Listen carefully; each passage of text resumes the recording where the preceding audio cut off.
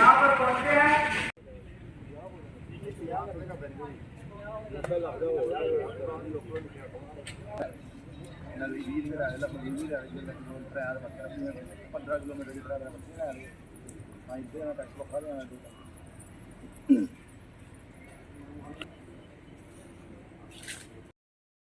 देखिए सर, आज पहले तो मैं अपना तारुफ दे दूं। मेरा नाम फिरोज सिंह सिद्धू है और मैं लोड कैरियर यूनियन कठुआ का चेयरमैन हूं। मेरे साथ मेरे प्रेसिडेंट साहब आए हैं और तमाम जितने भी ऑटो ड्राइवर हैं और जो लोड कैरियर के मालिक हैं वो आए हुए हैं। हमारे साथ सोशल एक्टिविस्ट अपना अमरीश जसरोटिया साहब भी आए हुए हैं और मेरे साथ जसप्रीत सिंह मोंटी जी भी आए हुए हैं स्पेशली हमारा समर्थन करने के लिए।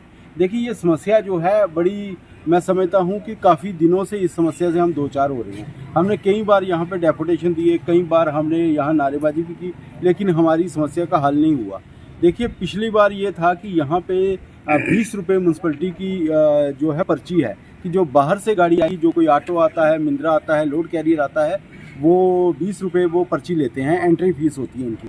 लेकिन जब हम जितने भी यहाँ पे लोग हैं वो ना म्यूनसिपलिटी की यहाँ पे अड्डा इस्तेमाल कर रहे हैं, ना उनकी मैं समझता हूँ कि पार्किंग इस्तेमाल कर रहे हैं, तो उनसे भी 20 रुपये धड़ल्ले से लिए जा रहे हैं। और उससे भी बड़ी बदकिस्मती ये है कि इनके पास जो पर्ची है 2022-23 की है, उसके ऊपर क्या करते हैं, वो राइडिंग करके 20 का 30 बना के काट रहे हैं। ये धांधली भी चल रही है। और जब कभी हमारे जितने भी लोड कैरियर के मालिक हैं, ड्राइवर हैं, ये बात कहते हैं कि सर हम लोकल आदमी हैं, तो फिर भी हमसे भी ये पर्ची ली जाती है। हम ये अपील करना चाहते हैं सीओ साहब से कि सीओ साहब, जितने भी लोकल लोग हैं, पहले ही बाहर के इतने लोग यहाँ पे आ चुके हैं कि हमारे लोगों के लिए कामकाज बचा ही नहीं है। तो जिन्होंने यहाँ 5-5, 6-6 लाख रुपए का ऑटो लिया है अपनी जीविका के लिए, अपने रोजगार के लिए, और पेट्रोल डीजल इतना महंगा हो चुका है, आप देख रहे हैं, और वो लोग आगे ही तंगी से गुजर रहे हैं। और उनके ऊपर अभी हमने सुना है कि 50 रुपये पर्ची कर देंगे। और नया टेंडर जो हो गया, हमें तो पता ही नहीं कि नया टेंडर भी हो गया। नया टेंडर कहते हैं लगभग 1 करोड़ रुपये के पास हुआ है। जब जिस बंदे ने ये टेंडर लिया, ठेकेदार ने, उसने 1 करोड़ रुपया पूरा करना है, तो 1 करोड़ रुपया पूरा कहाँ से करना है? हम ये गरीब ऑटो मालिकों से ही करना है, ऑटो चालकों से ही करना है। इसलिए मैं सीओ साहब के पास हम यहाँ पे आए थे। हमने इनको विनती की है कि लोकल की जो पर्ची है वो माफ़ होनी चाहिए, और जो कानून है, जो लॉ है, वो भी ये कहता है कि लोकल लोगों की पर्ची जो है बिल्कुल यहाँ पे माफ़ होनी चाहिए। पहले ही लोकल लोगों को इतनी मार पड़ रही है, तो अगर इतनी सारी राहत भी अगर म्यूनसिपलिटी हमें नहीं दे सकती, तो फिर क्या फ़ायदा हमारे खुद के एरिया में काम करने का। अगर खुद के एरिया में भी हम सुरक्षित नहीं हैं, खुद के एरिया में भी हमारे साथ गुंडागर्दी हो रही है, तो बाहर जाके क्या होगा। और अफसोस इस बात का है कि मुझे सूत्रों से पता चला है कि जो टेंडर हुआ है वो भी कोई बाहर का आदमी है, वो भी जम्मू कश्मीर का वसनीक नहीं है लोकल, वो भी बाहर का आदमी है जिसने जम्मू से उठ के यहाँ पे आगे टेंडर लिया है, और रहने वाला वो यूपी और बिहार का है। वो उसी तर्ज पर, यूपी बिहार की तर्ज पर यहाँ उगराई कर रहे हैं, यहाँ पे धांधली कर रहे हैं और दाड़े के साथ। देखिए, हमारा ये लोकल आदमी था, पिछली बार यहाँ पे 25-30 लाख रुपए का टेंडर हुआ था। तो अगर जो बंदा 1 करोड़ रुपए का 20 लाख का टेंडर 1 करोड़ में उठा रहा है, तो समझ लो कि वो कितनी गुंडागर्दी पर उतरेगा।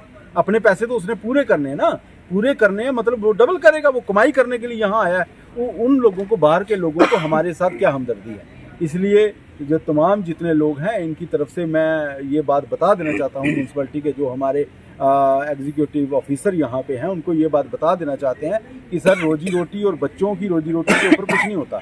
अगर हमारे बच्चों की रोजी रोटी को कोई छीनने की कोशिश करेगा, हमारा रोजगार को छीनने की कोशिश करेगा, पहले ही हम दुखी हो चुके हैं, और जो मौजूदा तंत्र है उससे हम दुखी हैं, त्रस्त हैं। तो हम कहीं ना कहीं सड़कों पर आके प्रदर्शन करेंगे, हड़ताल करेंगे, फिर ये बात कहेंगे कि ये लोग जो है वो कानून को अपने हाथ में ले रहे हैं। हम ऐसा कुछ नहीं करना चाहते। हम चाहते हैं कि हमारा जो रोजगार है सुचारू रूप से चलना चाहिए, और हम लोगों को भी 4 पैसे बचें, जो हमारा काम, हमारे बच्चों की रोजी रोटी अच्छे तरीके से चलती रहे।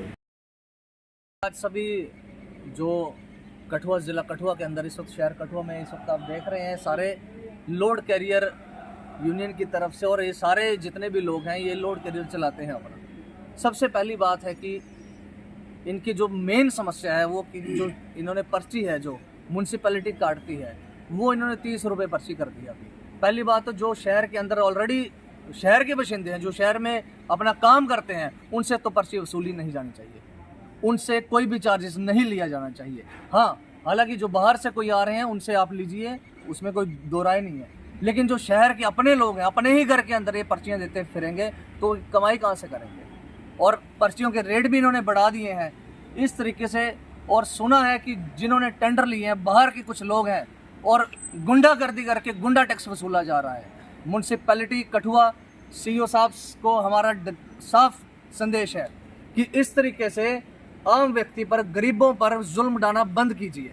अपने जिन्होंने टेंडर जिनको दिया है उनको समझाइए कि अपना सद्बुद्धि से काम ले, वरना हमारे अपने लोग अगर यहाँ बैठ जाएंगे धरने पे तो आपके लिए मुसीबत आन पड़ेगी। लॉ एंड ऑर्डर की प्रॉब्लम कल को खड़ी होती है तो उसके जिम्मेदार आप लोग होंगे। और इस तरीके से आए दिन हम देख रहे हैं कि कितनी महंगाई का दौर है, परेशानियों का दौर है। यारे थोड़ा थोड़ा करके अपना गुजारा करते हैं मुश्किल से, और वहाँ भी पैसे उठा उठा के आपकी सरकार की जेबें भरते जाएंगे। ऑलरेडी टैक्स कितना देते हैं, इनडायरेक्ट टैक्स, डायरेक्ट टैक्स देते हैं, फिर इस तरीके से गुंडा टैक्स दिया जाएगा। रोड पे इनकी गाड़ियाँ चल रही हैं, रोड टैक्स पहले से इन्होंने भरे हैं, हर चीज़ इन्होंने पहले से सरकार को दे रखी है, फिर आए दिन हर दिन नया टैक्स देंगे। फिर ये कौन सी प्रणाली है? टैक्स लेना है तो बड़े बड़े उद्योगपतियों से लो, आम व्यक्ति पर क्यों मार डाल रहे हो इतने? क्या इनका परिवार नहीं है? क्या इनके बच्चे नहीं है? इतनी सद्बुद्धि से काम लेना चाहिए इनको। और हमारा साफ संदेश है कि अगर इनकी जो पर्ची है वो या तो बिल्कुल ही माफ़ की जाए, हमारा तो पहला है, अगर मिनिमम बिल्कुल लेना है कोई 10 रुपये पर्ची ले सकते हैं आप, इससे ज़्यादा लोड कैरियर वाले नहीं हिम्मत रखते कि इससे ज़्यादा पैसे दे सके आपको। और अगर इस पे सीईओ कुछ भी एक्शन नहीं लेते हैं, कुछ भी कार्रवाई नहीं करते हैं, तो हम सब लोग आने वाले दिनों में सलाह करके इनके खिलाफ धरना मोर्चा ज़रूर खोलेंगे। देखो जी, ਅਸੀਂ ਅੱਜ ਸਾਡੇ ਨੰਨਾ ਜੀ ਜਿਹੜੇ ਆਟੋ ਯੂਨੀਅਨ ਦੇ ਪ੍ਰਧਾਨ ਹਨ, ਔਰ ਇਹਦੇ ਨਾਲ ਹੀ ਸਾਡੇ ਜਿਹੜੇ ਹਨ ਚੇਅਰਮੈਨ ਜਿਹੜੇ ਨਵਜੋਤ ਸਿੰਘ ਸਿੱਧੂ ਜੀ ਤੇ ਉਹਨਾਂ ਨਾਲ ਮਨੀਸ਼ ਜੀ ਆਏ ਦੇ ਨੇ। ਮੈਂ ਸਾਰਿਆਂ ਦੇ ਵਿਚਾਰ ਸੁਣੇ ਹਨ ਔਰ ਸੀਓ ਸਾਹਿਬ ਨਾਲ ਵੀ ਮਿਲਿਆ, ਔਰ ਸੀਓ ਸਾਹਿਬ ਨੇ ਵੀ ਬੋਲਿਆ ਹੈ ਕਿ ਲਿਖਤ ਦੇ ਵਿੱਚ ਸਾਨੂੰ ਤੁਸੀਂ ਐਪਲੀਕੇਸ਼ਨ ਦਿਓ, ਅਸੀਂ ਉਹਦੇ ਉੱਪਰ ਐਕਸ਼ਨ ਕਰਾਂਗੇ।